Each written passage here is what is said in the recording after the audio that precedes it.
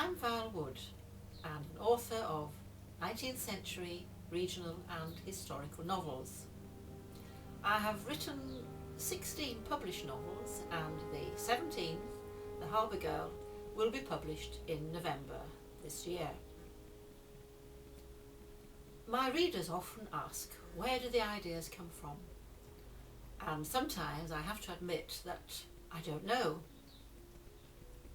Sometimes I'll say they come out of the ether, but more likely they will come from perhaps a snatch of conversation, a snippet from an old newspaper, or something I've read in a history book and which I've probably stored away, hidden it deep in my subconscious until I'm ready to use it. They're often about poverty and the struggle to survive against that poverty, and about men, and especially women, who have no rights. What I'd like to do, if I may, is to read you just a short prologue from my last book, The Homecoming Girls, which will tell you exactly what I mean.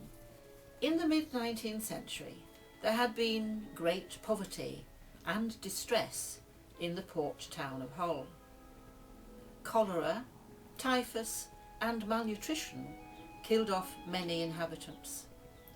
Opium addiction was rife, and there were mutterings from the abandoned poor who considered that they suffered much injustice at the hands of the rich and more fortunate.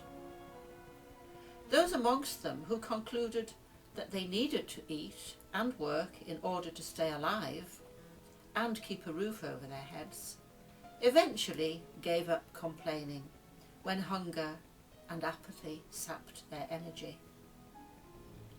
In those days, two young women on the brink of starvation, in a final, desperate act, took control of their own lives.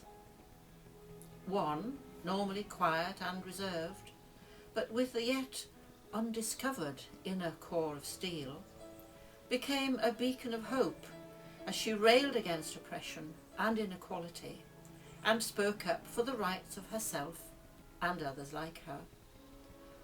Whilst the other, hungry and deprived, succumbed to the law of a life of comparative ease and became the mistress of a rich and married philanderer. The consequences of these naive young women's actions were to stretch out for 20 years or more, touching the lives of many and even reaching the shores of America, which for some wasn't quite the land of opportunity, the El Dorado, it was meant to be. Into this new world a child of mixed parentage was born. Of her Chinese mother nothing was known except that she too had escaped from oppression, and about her father there were many questions but few answers. It was to the old town of Hull that the child was returned. There were many who were curious about her and wondered about her ancestry. Residents in the port town were used to foreign sailors, brown and weathered, speaking languages that they couldn't understand, whose only English words were girls or room. Seamen might occasionally come across a Chinese cook, but rarely did people of that nationality arrive in this eastern harbour. Sometimes women were smuggled off the ships, young pretty women, their faces pale with fear, who, speaking with Germanic or Scandinavian accents, begged to be taken back home. But never young women like her, rich, beautiful, and with a cool, enigmatic glance which defied interrogation. Oriental, the gentry whispered as they speculated. They knew her father, of course, or once did, for he was long dead. The Newmarch family was well known in the town, not only for their wealth, but for their industry and charity, and she was part of it. Her family and close friends knew what little there was to be known, But for the rest, she was shrouded in a cloak of mystery and intrigue, and many stories were told about her.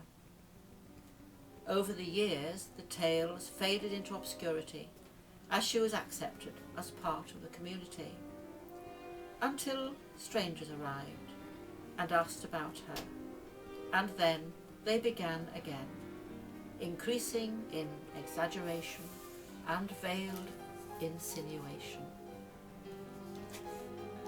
Thank you for listening. Goodbye.